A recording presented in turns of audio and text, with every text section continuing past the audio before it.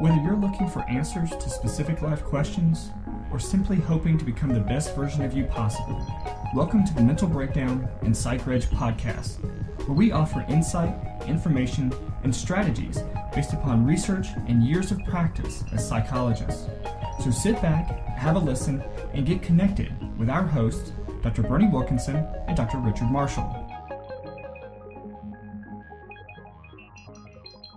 Over the past few months, we have seen the availability of a number of apps that seek to help diagnose or identify mental health and developmental concerns. I'm getting to a point where I hate the word app. Yeah? You know, it's application, right? There's an app for that. For hating apps? Yeah. There's an app for hating Probably. apps. There's an app It for means everything. applications, right? Right. The application of, okay, so it's short for app. It's computer talk. Right. It's techno talk for application. Because they like to abbreviate things. Yeah. Whenever I think of apps, I think of you, because you've been wanting to build apps from day one. Man, I have some app ideas. If anybody's interested in building some apps, let me know. If you know the language, I don't know the language. I wish somebody out there would take this boy under your wing and help him realize his full app potential. Because you've been talking about it for a long time. I have. So when these articles started popping up, and I saw the first one that attracted my interest in a recent USA Today article about an app for suicide prevention. Right. Read it with great enthusiasm because I thought, wow, how would this work? Right. You know, that you could actually use an app. I, who know nothing about apps, Right. I don't even know my password to get into my apps to buy one. I don't even know how to buy them. I know. I mean, I know there's an app store on my phone, but I can't remember my password to get in there. It's painful. So, and you know, I have to remember, just a little behind the scenes.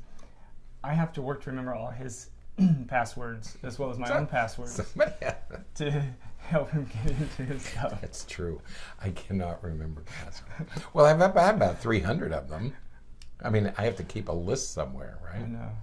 Your little note cards. I mean, I hear people say, well, you can put all your passcodes in a secret place on your phone. I have no idea what they were talking about, where the secret place is on their phone. So anyway, I try to remember them, and I can't remember what I had for breakfast this morning. That's true.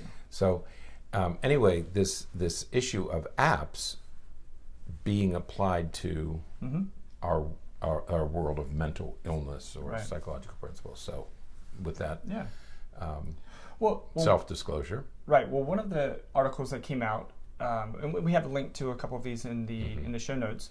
One came out that proposes to help. It's an app called Autism and Beyond. It proposes to help parents help diagnose autism. There's actually a couple that seek to help identify suicide risk. So there are suicide assessments. But you know, the main thing that we want to talk about today is the appropriateness of this, or the validity. Well, the whole title of this article about autism: parents can now diagnose autism using an app. Right. Whatever follows that doesn't matter. What happens to follow it is it a good idea? That doesn't matter. Right. The fact that there is an app that you can use to diagnose autism, which is, first of all, not true. Right. I mean, that's number one. Right. But it gives the illusion that there's an app out there that all you have to do is download this app. What do apps cost? A lot of them are free. Yeah. Maybe it's free. Maybe it's $3, $2. Yeah. Okay. So for $2.50, you can download an app and diagnose autism. Right. Okay. I don't think so. Right. Yeah. The idea is ingenious. I mean, the idea of, okay, so we can look at these facial, record the child's face as they're responding and reacting to things and looking at things. It's ingenious, and it's a great potential use of technology. And we are all about using technology because we've talked about neurofeedback, and we've talked about other forms of treatment that utilize technology.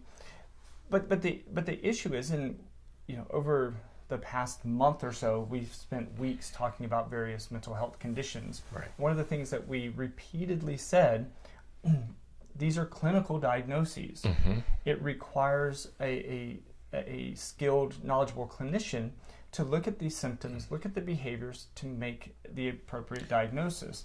And trying to use an app to make any of these claims, I think is concerning, because there will be people who will use the app, make the claim, and then attempt to, do whatever comes next, seeking treatment or whatever, claiming that this is what's going on. Right. I think my problem with using apps for anything, for any diagnosis, is that all you can do with an app is decide whether symptoms are present. Right. It doesn't make a diagnosis. Right. It simply tells you the symptoms are present. Right. There's something we call a false positive in our business. Right. You can have all the symptoms, but not have a diagnosis. Exactly. And so the app isn't going to differentiate. Okay. Right. The app will tell you the symptoms are present. Right. The app will tell you the symptoms look like the symptoms of people who have autism. Right. But it doesn't make a diagnosis. Right. Only a professional can only a person right now, we might get technology eventually, but we don't have it right now. Only a person can decide whether the symptoms are sufficient to warrant a diagnosis. Because the app doesn't know the age of the child, the app doesn't know the family background, the app doesn't know a lot of the other things that you need to make a diagnosis. Plus, the only reason you make a diagnosis is to move toward treatment. Right. If the diagnosis doesn't lead to treatment, intervention, why make it? Right. So the app doesn't do interventions. Okay. It's not going to get you to the next step. And I'm sure that the developers, they hold on to, well, this is a screening, so it kind of gets, so then you can seek further assessment, further evaluation. But we know, because Dr. Google, how many times do people come in and say, well, I Googled my symptoms and so this is what I have? And lo and behold, of course, they don't have that. They have, either they don't have anything or there's something different going on that they didn't take into account because, their search was pretty defined. The idea that, that people will use these to make decisions and to make claims is concerning. Furthermore, the concern with like the suicide assessment apps. And there's 124 of those. Right. There's 124 apps for suicide prevention. Right. They're all different. They're all different, and some of them provide some nice resources. Some of them don't provide nice resources, and it's, again, the idea of relying on an app is concerning, because there's a level of decision making that has to happen that our AI just hasn't gotten to yet. Right. No, that's true. The AI can hold a lot of information, but there are algorithms and decision making that exceed AI's ability now, artificial intelligence's ability at and again, this time. We may get there eventually. I mean, someday we may have Star Trek type of diagnostic abilities. But today we don't. We just don't. We talk about apps. Apps can identify symptoms. So does a rating scale. Right. You can give, like for ADHD or autism, there are rating scales. You check boxes off, and you end up with a score and say, okay, you have the symptoms.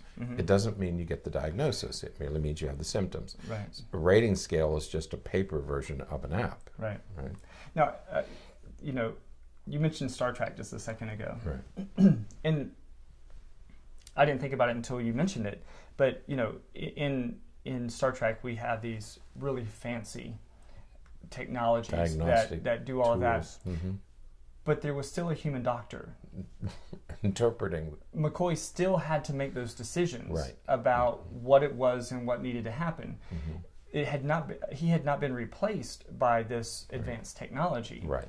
And so, just as with Star Trek, good job, Dr. Marshall. we still need those clinical examinations to make appropriate diagnoses. Right. And when you talk about suicide prevention, for example, and it doesn't matter what the disorder, it could be suicide, autism, ADHD. If you call your physician, the recording says, if this is an emergency, call 911. Right. If the app does that, if the app gets you there, right. Okay.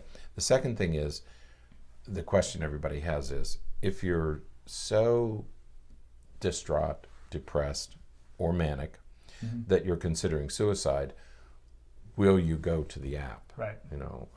What are you going to do? Are you going to call? Are you going to go to the app? Or are you just right? And that's the other thing, is you have to access this stuff. Right. And do you access it when you most need it? Right. That's an open question right Absolutely.